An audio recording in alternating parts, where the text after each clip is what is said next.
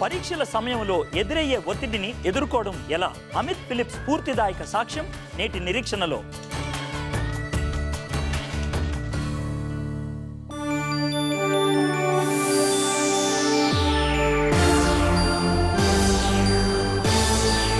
ఇది సిబిఎన్ సమర్పణ.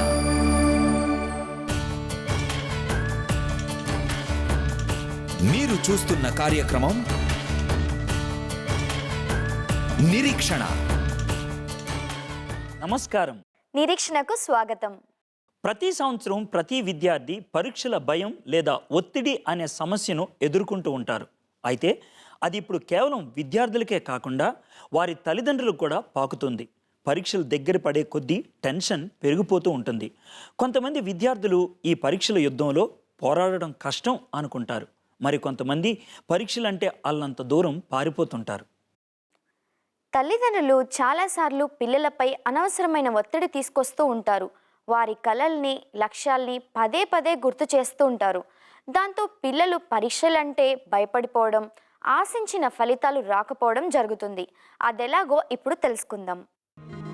భారతదేశంలో చదువుకి ఎంతో గొప్ప విలువ ఉంది. పిల్లలు చదువులో రాణిస్తే అది కుటుంబానికే గర్వకారణం. అందుకే పరీక్షలంటే విద్యార్థులకు దడ. భారతదేశంలో 2006వ సంవత్సరంలో 5857 మంది విద్యార్థులు ఆత్మహత్య చేసుకున్నట్లు గణాంకాలు తెలుపుతున్నాయి. అంటే సగటున రోజుకు 16 ఆత్మహత్యలు జరుగుతున్నాయన్నమాట. పరీక్షా విధానమే తప్పని కొందరు విద్యావేత్తలు వాదిస్తారు. పరీక్షల కోసం పేజీలకు పేజీలను విద్యార్థులు బట్టి కొట్టాల్సి వస్తుంది. అంతే తప్ప ఏదో ఒక సబ్జెక్టులో వారి తెలివితేటలను పరీక్షించటం లేదని వారంటారు. పిల్లలు అందరికన్నా ఎక్కువ మార్కులు సంపాదించాలని టీచర్లు, తల్లిదండ్రులు ఆశపడటం, తోటి విద్యార్థులతో తీవ్ర పోటీ, పేరున్న కాలేజీలలో పై చదువులకు కొన్ని సీట్లే ఉండటం, ఇవన్నీ పరిస్థితిని మరింత తీవ్రం చేస్తున్నాయి. పరీక్షల ఒత్తిడిని తగ్గించగలమా? సరైన ప్లానింగ్ ఉంటే భయపడనక్కరలేదు. సరదాగా, సంతోషంగా పరీక్షలు రాయొచ్చు. అయితే దీనికి తల్లిదండ్రులు, టీచర్ల సహాయ సహకారాలు ఎంతో అవసరం.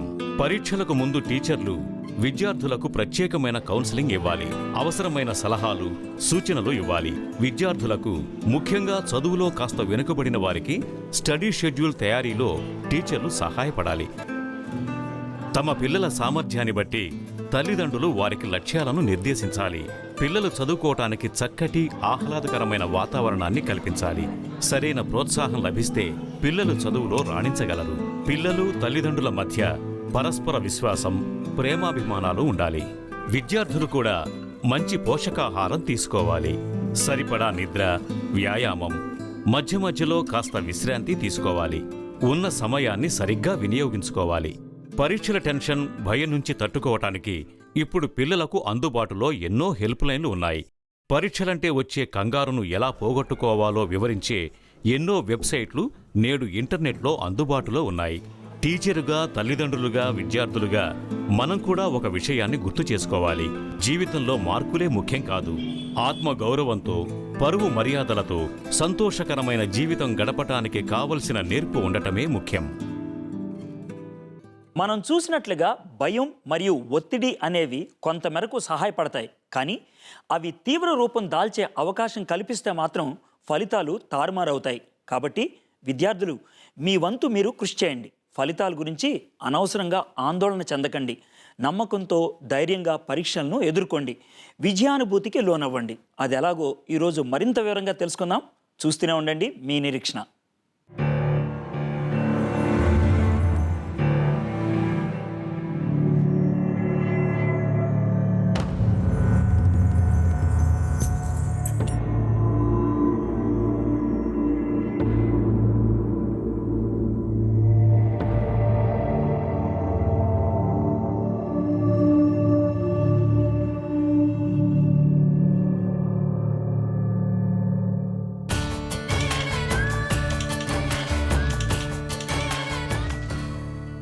Welcome back. పాఠశాలలో పిల్లల పనితీరును అనేక విషయాలు నిర్దేశిస్తూ ఉంటాయి. అది కొన్నిసార్లు పిల్లల సామర్థ్యం కావచ్చు, లేదా ఆయా సబ్జెక్ట్స్ పట్ల వారికి ఉన్న ఆసక్తి కావచ్చు. మరికొన్నిసార్లు కుటుంబంలోని వాతావరణం కూడా కావచ్చు. అమిత్ ఎంతో తెలివైన విద్యార్థి. క్లాస్లో ఎప్పుడూ ముందుండేవాడు. అయితే అందరూ ఆశ్చర్యపోయేలా అతను పరీక్షలో ఫెయిల్ అవ్వడం మొదలుపెట్టాడు. అలా జరగడానికి కారణాలేంటో, వాటిని అతను ఎలా అధిగమించాడో అమిత్ మాటల్లోనే విందాం. ఫెయిల్ అన్న మాట విన్న ప్రతిసారి ఎవరో పదునైన కత్తి నా గుండెల్లో గుచ్చినట్టు విలవెల్లాడిపోతాను. అమిత్ చిన్నప్పటి నుంచి తెలివైన కుర్రాడు, బాగా చదివేవాడు. ఏదైనా కొత్త విషయం తెలుసుకోవాలనే ఉత్సాహం, ఆసక్తి అతనిలో ఎక్కువగా ఉండేవి.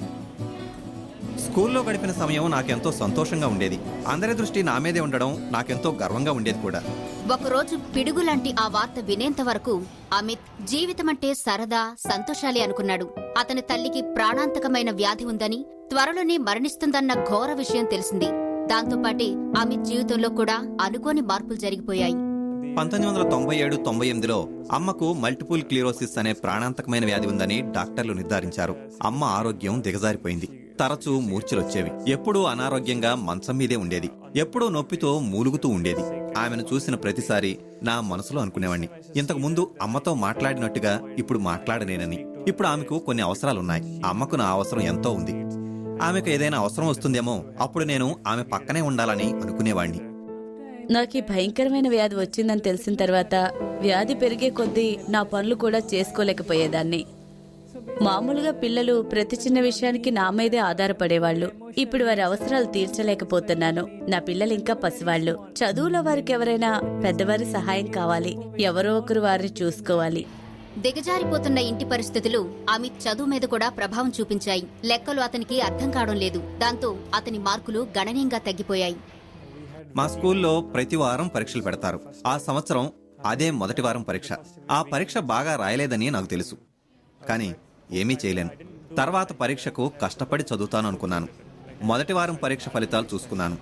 పరీక్షలో ఫెయిల్ కావడం అదే మొదటిసారి. పేపర్ మీద ఎరుపు రంగు మార్కు చూడగానే నిర్ఘాంతపోయాను.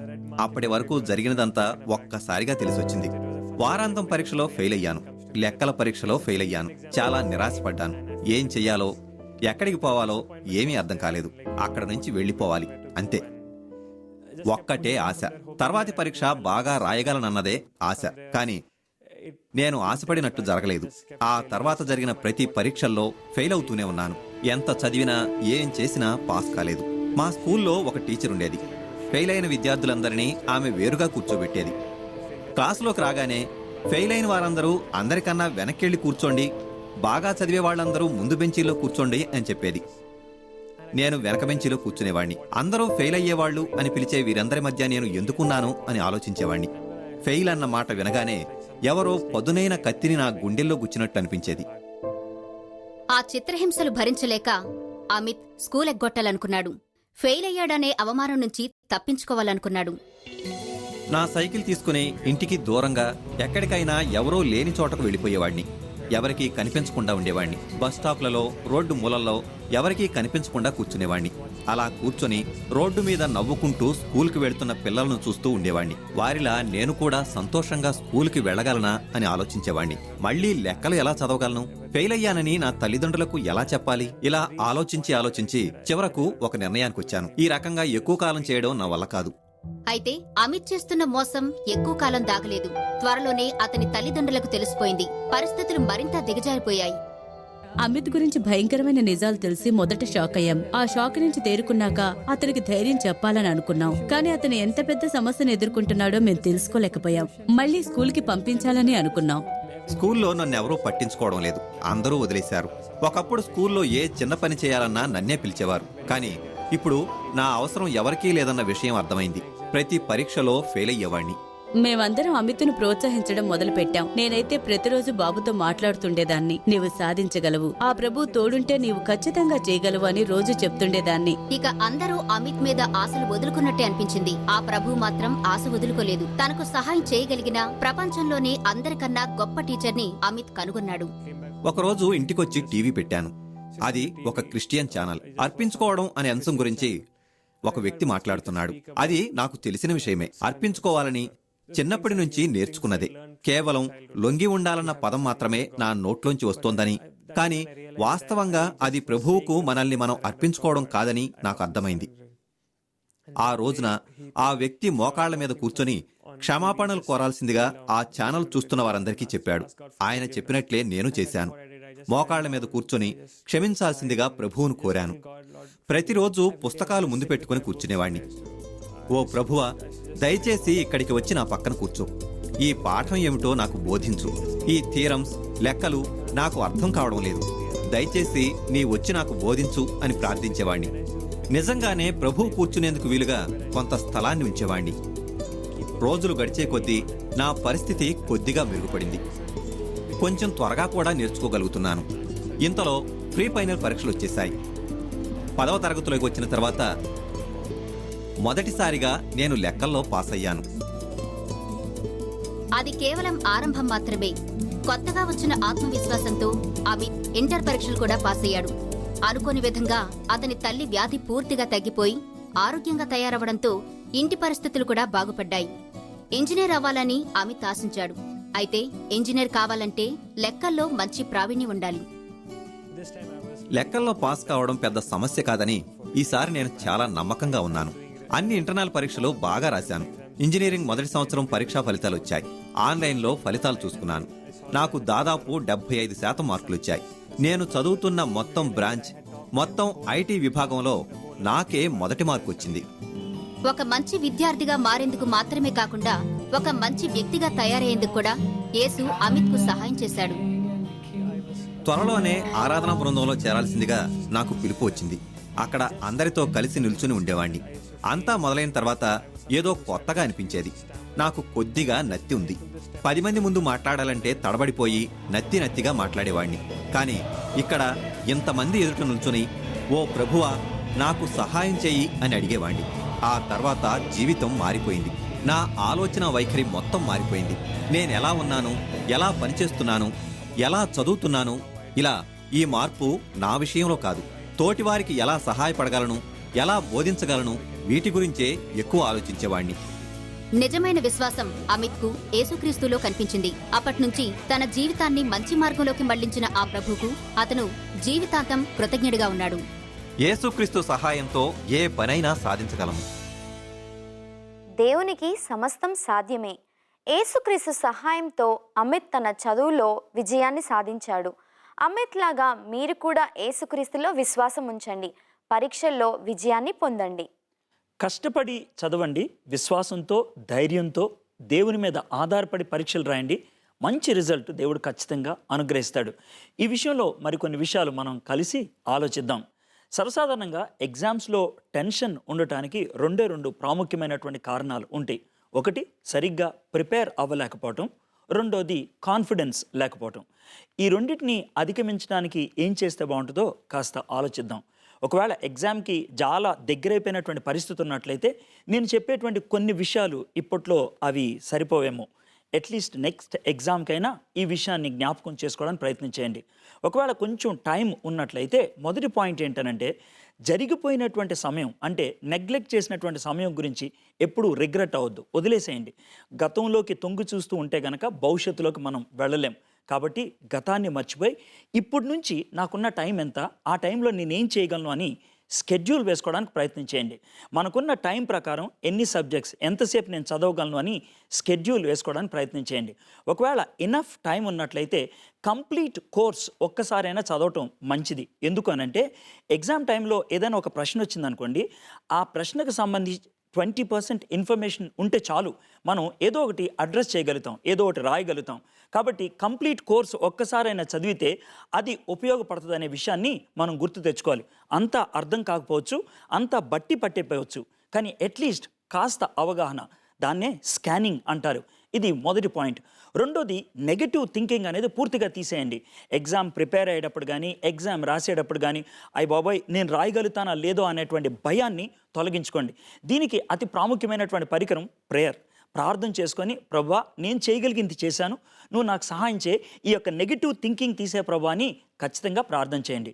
మూడోది, మెనీ కుక్స్ స్పాయిల్ ద బ్రాత్ అని ఇంగ్లీష్లో ఒక సామెత ఉంది. చాలామంది కనుక వంటకాలు కలిస్తే ఆ వంటకం ఖచ్చితంగా పాడైపోద్ది. అదేవిధంగా చాలా పుస్తకాలు ఎదురేసుకొని చదివేద్దాం అని ప్రయత్నం చేస్తే ఏది మనకెక్కదు. కాబట్టి చాలా సాలిడ్గా ఏం చదివితే బాగుంటుందని క్లియర్ కట్ అండర్స్టాండింగ్తో చదువుకోగలిగితే చాలా బాగుంటుంది. మూడోది, స్మాల్ బ్రేక్స్ తీసుకోవడానికి ప్రయత్నం చేయండి. ఏంటి అనంటే, ఒక గంట చదువుకున్న తర్వాత ఒక 5 minutes బ్రేక్ తీసుకోవడానికి ప్రయత్నం చేయండి. చాలామంది బ్రేక్స్ తీసుకుంటారు, కానీ ఆ బ్రేక్స్ చాలా లాంగ్ అయిపోతాయి. ఎందుకో తెలుసా? ఆ బ్రేక్ టైంలో టీవీ చూడటానికి ప్రయత్నం చేస్తారు. Never try to do that. అది చేయడానికి ప్రయత్నం చేయొద్దు. టీవీ చూడటానికి ప్రయత్నం చేయొద్దు. నేచర్ని చూడటానికి ప్రయత్నం చేయండి, లేదంటే మీ ఫ్రెండ్స్తో కలిసి మాట్లాడుకోండి, మీ ఫ్యామిలీ మెంబర్స్తో కలిసి మాట్లాడుకోండి, మీ ఇంట్లో చిన్నపిల్లలు ఉంటే వాళ్ళతో ఒక 5 minutes ఆడండి. అంతేగాని టీవీ చూడటానికి ప్రయత్నం చేయొద్దు. ఎందుకనంటే మీరు ఐస్కి కాస్త రెస్ట్ ఇవ్వడానికి ప్రయత్నం చేస్తున్నారు. మీరు అప్పటిదాకా చదువుకున్నారు, మళ్ళీ స్క్రీన్ చూడటానికి ప్రయత్నం చేస్తే ఓవర్ ఎగ్జాస్ట్ అయిపోయి తర్వాత మీరు కాన్సన్ట్రేట్ చేయలేరు. కాబట్టి never try to watch TV during breaks time. తర్వాత ఎగ్జామ్కి ముందు రివిజన్ చేయటం నేర్చుకోండి. Revision always helps. ఎందుకంటే చదువుకున్నప్పుడు మిస్ అయినవి రివిజన్లో జ్ఞాపకం చేసుకుంటాం, అవి ఎగ్జామ్స్లో చాలా ఉపయోగపడతాయి. చాలామంది స్టూడెంట్స్ ఏమనుకుంటారంటే నైట్ అవుట్ చేయాలని అన్యూజువల్ టైమ్స్లో చదవడానికి ప్రయత్నం చేస్తారు. 10 గంటలకు మొదలు పెడతారు, 3 గంటల దాకా చదివామని చాలామందికి చెప్పుకోవడానికి ప్రయత్నం చేస్తారు. 10 నుంచి 3 గంటల దాకా ఎన్ని గంటలు చదివారు? 5 hours చదివారు. ఒకవేళ 6 o'clock చదివి 11 o'clock ముగించినట్లయితే అది కూడా 5 hours. కానీ మీకు విషయం గుర్తుపెట్టుకోవాలి, యూజువల్ టైంలో చదివినప్పుడు ఇంటేక్ ఎంత ఉంటుందో దాంట్లో 50% ఉంటుంది అన్యూజువల్ టైంలో. కాబట్టి అన్యూజువల్ టైం స్టడీస్ని అవాయిడ్ చేయడానికి ప్రయత్నం చేయండి. హెల్త్ కాన్షియస్గా ఉండాలి చదువుకునేటువంటి టైంలో. హెల్త్ కాన్షియస్ అంటే వాటర్ ఎక్కువ తాగాలి, ఫ్రూట్ జ్యూసెస్ తాగటం మంచిది. అయితే జంక్ ఫుడ్ అస్సలు తినటం మంచిది కాదు. ఎందుకంటే జంక్ ఫుడ్ తిన్నప్పుడు నిద్ర ఎక్కువ అవుతుంది, తర్వాత ఎసిడిటీ బిల్డ్ అవుతుంది, దాంతో మీరు కాన్సన్ట్రేట్ చేయలేరు. కాబట్టి లిక్విడ్స్ ఎక్కువ తీసుకోవడం నేర్చుకోవాలి, ఫ్రూట్ జ్యూస్ తాగడానికి ప్రయత్నం చేయాలి. మనలో కొంతమందికి గ్రూప్ స్టడీస్ అంటే చాలా ఇష్టం ఉంటుంది, కొంతమందికి పడదు. ఒకవేళ మీకు పడకపోతే గ్రూప్ స్టడీస్కి వెళ్ళొద్దు. అయితే గ్రూప్ స్టడీస్లో మ్యాక్సిమం అడ్వాంటేజ్ ఎప్పుడు పొందుతారు తెలుసా? ఒకవేళ 3 స్టూడెంట్స్ ఉన్నారనుకోండి, మీరు గ్రూప్ స్టడీ చేసేటప్పుడు ఒక్కొక్కళ్ళు ఒక్కో చాప్టర్ని డివైడ్ చేసుకోవాలి. నువ్వు చాప్టర్ 1 చదువు, నేను చాప్టర్ 2 చదువుతా, నువ్వు చాప్టర్ 3 చదువుతావు. 1 hour అయిన తర్వాత ఒకళ్ళొకళ్ళు నేర్చుకున్నాయి షేర్ చేసుకోవటం బట్టి అడ్వాంటేజ్ ఉంటుంది. గ్రూప్ స్టడీస్ యొక్క అడ్వాంటేజ్. అంతేగాని కలిసి కూర్చొని ఎవరిదారు చదువుకుంటే అది గ్రూప్ స్టడీ అని కాదు, క్లాస్ రూమ్లో కూర్చొని చదువుకున్నట్లే. It cannot be called as group studies. ఇవన్నీ చేయటం బట్టి మనం ప్రిపేర్డ్గా ఉంటాం. అయితే టెన్షన్ని అవాయిడ్ చేయడానికి ఇంకో ప్రాముఖ్యమైనటువంటి విషయం ఉంది. దానికి బైబిల్లోంచి ఒక చిన్న సన్నివేశం మీకు ముందు ఉంచాలని ఇష్టపడుతున్నాను. దానియేలు తనకున్నటువంటి 3 ఫ్రెండ్స్కి చాలా క్లిష్టమైనటువంటి పరిస్థితి ఏర్పడింది. రాజుగారు ఏమన్నారంటే, రేపటి లోపల నాకు కళ భావం కనుక చెప్పకపోతే మొత్తం అందరినీ చంపేస్తాం అని అన్నారు. చావుకి సంబంధించిన విషయం కాబట్టి చాలా టెన్షన్తో ఉండాలి. అయితే డానియల్ ఏమన్నాడంటే, నాకు ఒక్కరోజు టైం ఇవ్వండి అని ఆయన ఫ్రెండ్స్ బాగా ప్రార్థన చేశారు. ఆ ప్రార్థనతో టెన్షన్ నుంచి వాళ్ళు బయటపడ్డారు. దేవుడు వాళ్ళకి కళ భావాన్ని చూపించాడు, కళనేంటో కూడా చూపించాడు. రాజుగారి ముందు చెప్పడం బట్టి వాళ్ళకి ఎక్సలెంట్ అనే బిరుదు పొందడానికి అది దోహదపడింది. దేవుని మీద ఆధారపడినప్పుడు, దేవుడు నాతో ఉన్నాడు అని అన్నప్పుడు కాన్ఫిడెన్స్ అనేది మనకి బిల్డ్ అవుతుంది. ఈ విషయంలో యేసుని కనుక మనం ప్రార్థన చేస్తే ఆయన మనల్ని బాగా అర్థం చేసుకుంటాడు. ఎందుకు అంటారేమో, యేసుక్రీస్తు ప్రభువారు రేపు పొద్దున్న సిలువ మీద చనిపోవాలనుకున్నప్పుడు ఆ రాత్రి గెత్సెమనే తోటలో చాలా టెన్షన్ గుండా వెళ్ళారు ఆయన కూడా. అందుకని చెమట రక్తంగా కారింది అని మనం లూకాసు వార్తలో చదువుతూ ఉంటాం. ఆ సందర్భంలో యేసయ్య ప్రార్థన చేసినప్పుడు ఆ టెన్షన్ని ఓవర్కమ్ చేయగలిగాడు, ఆయన విజయాన్ని సాధించగలిగాడు. ఒకవేళ అలాంటి టెన్షన్ గుండా మీరు వెళ్తున్నట్లయితే బాగా ప్రిపేర్ అయినటువంటి మీరు, యేసయ్య మీరు మాకు సహాయం చేయండి, మా టెన్షన్ మీరు అర్థం చేసుకోగలరు అని అడిగినట్లయితే ఆయన ఖచ్చితంగా సహాయం చేస్తారు. కాబట్టి బాగా ప్రిపేర్ అవ్వండి, దేవుని మీద ఆధారపడండి. All the best. దేవుడు మీకు ఖచ్చితంగా సహాయం చేయడానికి ఇష్టపడుతున్నాడు. ఈ విషయంలో మీతో కలిసి మేము ప్రార్థన చేయాలని ఆశపడుతున్నాం. మరి మనం కలిసి ప్రార్థన చేసుకుందామా? నీత, స్టూడెంట్స్ కోసం కలిసి ప్రార్థన చేద్దామా? తప్పకుండా. మా దేవా, మా ప్రభువా, మీకు వందనాలు, మీకు స్తుతులు, మీకు స్తోత్రాలు చెల్లిస్తున్నాం. ఈ లోకంలో నేర్చుకోగలిగేటువంటి భాగ్యాన్ని మీరు మాకు అనుగ్రహించారు. ఈరోజు చదువుతూ ఎగ్జామ్స్ రాస్తున్నటువంటి ప్రతి స్టూడెంట్ గురించి పేరు చెప్పిన ప్రార్థన చేస్తున్నాం ప్రభా. మీరు వారికి ధైర్యాన్ని అనుగ్రహించండి, చదువుకోవడానికి ఇంట్రెస్ట్ ఇవ్వండి, అండర్స్టాండింగ్ కెపాసిటీని ఇవ్వండి, మెమరీ పవర్ని ఇంప్రూవ్ చేయమని అడుగుతున్నాం ప్రభా. మంచి మార్క్స్తో పాస్ అవ్వగలట కృప చూపించమని యేసయ్య నామంలో ప్రార్థన చేయించున్నాం. ఆమేన్, ఆమేన్. దేవుని మీద ఆధారపడినప్పుడు మీరు మాటల్లో చెప్పలేని మనశ్శాంతిని అనుభవిస్తారు, చదువులో మరియు పరీక్షల్లో రాణిస్తారు. ఈ విషయంలో మీకు సలహాలు కావాలన్నా లేదా ప్రార్థన అవసరాలున్నా వెంటనే 084183087777 అనే మా నంబర్కు ఫోన్ చేయండి. మా కౌన్సిలర్స్ మీతో మాట్లాడతారు, మీకోసం ప్రార్థన చేస్తారు. అంతేకాదు, వారంలో ప్రతిరోజు ఉదయం 9 గంటల నుండి మా కౌన్సిలర్స్ మీకు అందుబాటులో ఉంటారు. మీరు ఎప్పుడైనా ఫోన్ చేయవచ్చు లేదా మాకు ఉత్తరం రాయండి, మీకు తప్పకుండా జవాబు రాస్తాం. చూస్తూనే ఉండండి మీ నిరీక్షణ. బ్లెస్సీ చదువుకి మరియు ఆమె కుటుంబ పోషణకు సహకారం అందించిన సిబిఎన్ మరికొంచెం సేపట్లో. ఎక్కడైతే ఆకలి, పేదరికం, యుద్ధం ఉంటాయో అక్కడ ఆపరేషన్ బ్లెస్సింగ్ ఆశలు నింపుతుంది. మీరు సిబిఎన్ ఆపరేషన్ బ్లెస్సింగ్లో భాగస్వాములయ్యి బాధల వలయాన్ని ఛేదించవచ్చు. ఈరోజే ప్రతిజ్ఞ చేయండి. మా చిరునామాకు రాయండి. CBN foundation, house number 2-80, Medchal 501401, Hyderabad. మా ఫోన్ నంబర్ 0841830877. మా వెబ్సైట్ www.cbn.in.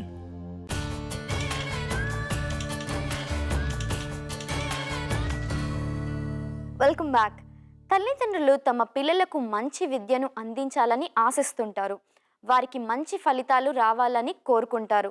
కానీ మన దేశంలో వేలాది మంది విద్యార్థులు తమ ఇంట్లోని పరిస్థితులను బట్టి స్కూల్కు వెళ్ళలేకపోతున్నారు. బ్లెస్సీకి స్కూల్కు వెళ్ళాలని ఉన్నా వెళ్ళలేని పరిస్థితి. అయితే సిబిఎన్ ఆమె కలను ఎలా నెరవేర్చిందో మీరే చూడండి. బ్లెస్సీకి తెలిసిందల్లా వృద్ధాప్యంలో ఉన్న ఆమె తాత నానమ్మలే. ఎందుకంటే ఆమె పుట్టక ముందే తండ్రి ఆమె కుటుంబాన్ని వదిలేసి వెళ్లిపోయాడు. ఆ తరువాత ఆమెకు 6 నెలల వయసున్నప్పుడు తల్లి కూడా వదిలి వెళ్లిపోయింది. దాంతో తాతయ్య వాళ్లే కష్టపడి ఆమెను పోషించసాగారు. కాని ఇప్పుడు వారు కూడా పోషించలేకపోతున్నారు. నేను స్కూల్కి వెళ్ళలేకపోయేదాన్ని, ఎందుకంటే మా తాతయ్య వాళ్లకు నన్ను చదివించే స్తోమత లేదు. చదువు అంటే నాకు చాలా ఇష్టం, కానీ నాకు స్కూల్ యూనిఫామ్స్, బ్యాగ్ మరియు పుస్తకాలు ఎవరిస్తారు? మేము పెద్దవాళ్ళం అయిపోయాము. అలాంటిది ఇక మేము ఆమెను ఎలా చదివించగలం? బ్లెస్సీకి స్కూలుకు వెళ్లాలనే ఆశ ఉండేది. కానీ ఆ ఆశ ఒక తీరని కలగానే మిగిలిపోతుందని ఆమెకు తెలుసు. కానీ ఒకరోజు ఆమె సిబిఎన్ నిర్వహిస్తున్న సాయంకాలం బడి విద్యాజ్యోతి గురించి వింది. పాస్టర్ దిగాల్ గారు మా ఇంటికి వచ్చి సిబిఎన్ వారి విద్యాజ్యోతి గురించి చెప్పారు. మేము సంతోషంగా బ్లెస్సీని అక్కడికి పంపించాము. ఇప్పుడు ఆమె చక్కగా చదువుకుంటుంది. వాళ్ళు నాకు స్కూల్కి కావాల్సినవన్నీ ఇచ్చారు. ప్రత్యేక ట్యూషన్తో పాటు ప్రతి ఉదయం ఆహారం కూడా పెట్టేవారు. ఇప్పుడు నేను బాగా చదువుకుంటున్నాను. విద్యాజ్యోతిలో బ్లెస్సీ తన రోజువారీ పాఠాలను చక్కగా నేర్చుకుంటోంది. వాటితో పాటు పాటలు పాడటం, డాన్సులు చేయటం కూడా నేర్చుకుంటోంది. అంతేకాదు తనను ప్రేమతో చూసుకునే యేసుక్రీస్తు గురించి కూడా తెలుసుకుంటోంది. సిబిఎన్ వారు కేవలం బ్లెస్సీకి సహాయం చేయడమే కాదు, మా పొలం పనులకు అవసరమైన వస్తువులను కూడా అందజేశారు. అంతేకాదు మాకు మేకలను కూడా ఇచ్చారు. వాటి పెంపకం వల్ల మా ఆదాయం మరింత పెరుగుతుంది. దాంతో బ్లెస్సీని పెద్ద చదువులు చదివించగలము. సిబిఎన్ వారికి మా హృదయపూర్వక ధన్యవాదములు. పాస్టర్ గారు మమ్మల్ని చర్చికి కూడా ఆహ్వానించడంతో నాకెంతో సంతోషం వేసింది. మేమంతా యేసుక్రీస్తును మా దేవునిగా స్వీకరించాము. విద్యాజ్యోతిలో నాకు పుస్తకాలు, బ్యాగ్, స్కూల్ యూనిఫామ్ మరియు ట్యూషన్ ఫీజు ఇవ్వడమే కాకుండా మా తాత నానమ్మలకు జీవనోపాధిని కూడా కల్పించారు. ఇప్పుడు మేము నిజమైన దేవుణ్ణి తెలుసుకున్నాము. భవిష్యత్తులో నేను డాక్టర్ కావాలనుకుంటున్నాను. సిబిఎన్కు నా ధన్యవాదాలు. ఎంత అద్భుతమో కదా. బ్లెస్సీ ఇప్పుడు స్కూల్కి వెళ్ళడమే కాదు, ఆమె కుటుంబ పోషణ కోసం సిబిఎన్ చేయగలిగిందంతా చేసింది. దేశవ్యాప్తంగా ఉన్న 21 విద్యాజ్యోతి కేంద్రాల ద్వారా సుమారు 1500 మంది విద్యార్థులకు సహాయం చేయగలుగుతున్నందుకు సిబిఎన్ ఎంతో సంతోషిస్తుంది. డియర్ పార్ట్నర్స్, ఇలాంటి పిల్లలు తమ చదువును కొనసాగించడానికి సహాయపడటంలో మీరు పాలిభాగస్తులు కావాలని ఆశపడుతున్నట్లయితే వెంటనే మమ్మల్ని సంప్రదించండి. ఈ దేశంలో ఇంకా చాలామంది పిల్లలు ఉన్నారు చదువుకోవాలని ఆశ కలిగిన వాళ్ళు, కానీ చదువుకోవడానికి అవకాశం లేకుండా బాధపడుతున్నవారు. అయితే మీరు మాతో చేతులు కలిపినట్లయితే మరికొంతమంది విద్యార్థులకైనా ఆ విధంగా చదువుకోవడానికి అవకాశం కల్పించిన వారు అవుతాం. విద్యాజ్యోతి అనే ఈ కార్యక్రమం గురించి ఇంకా మీరు తెలుసుకోవాలని ఆశపడుతున్నట్లయితే వెంటనే మమ్మల్ని సంప్రదించండి. మాకు ఫోన్ చేయండి లేదా మాకు ఉత్తరం రాయండి. మా చిరునామా CBN foundation, house number 2-80, Medchal 501401, Rangareddy జిల్లా. మా ఫోన్ నంబర్ 0841830877. మా వెబ్సైట్ www.cbn.in. దేవునికి దూరంగా ఉంటే అనవసరమైన భయాలు మీ మనసులను అలుముకుంటాయి. అయితే మనం దేవునిలో విశ్వాసం ఉంచినప్పుడు ఎలాంటి పరిస్థితులనైనా ఎదుర్కోవడానికి కావలసిన శక్తి వస్తుంది. కాబట్టి మీరు చక్కగా సిద్ధపడండి. పరీక్షలో సరైన సమాధానాలు రాయడానికి దేవుడు మీకు సహాయం చేస్తాడు. మీ వంతు శక్తి వంచన లేకుండా కృషి చేయండి. దేవుని మీద ఆధారపడండి. బైబిల్లో నీ స్వబుద్ధిని ఆధారం చేసుకొనక నీ పూర్ణ హృదయంతో యెహోవా యందు నమ్మిక ఉంచుము. నీ ప్రవర్తన అంతటి యందు ఆయన అధికారమునకు ఒప్పుకొనుము. అప్పుడు ఆయన నీ త్రోవలను సరళము చేయనని ఉంది. దేవుడు మీకు అన్ని సమయాల్లో అన్ని సందర్భాల్లో తన శాంతిని అనుగ్రహించాలని ఆశిస్తున్నాం. ఆయన ప్రేమ మీ భయాలన్నిటినీ పారదోలుతుంది. All the best for your exams. ఈ ప్రోగ్రాం మీకు బాగా నచ్చిందా? అయితే మీ ఇరుగు పొరుగు వారికి చెప్పడం మర్చిపోవద్దు. వచ్చే వారం ఇదే సమయానికి ఇదే ఛానల్ మీద మళ్ళీ కలుసుకుందాం. యేసుక్రీస్తు ప్రభువారు మీ అందరికీ తోడై ఉండును గాక.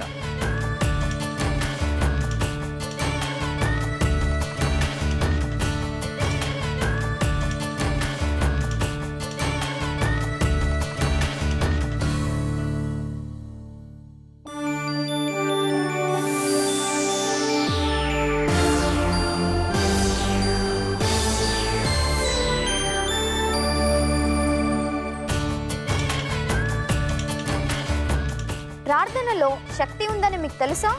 సుల్తానా నవీన్ అద్భుత సాక్ష్యం వచ్చే వారం మీ నిరీక్షణలో.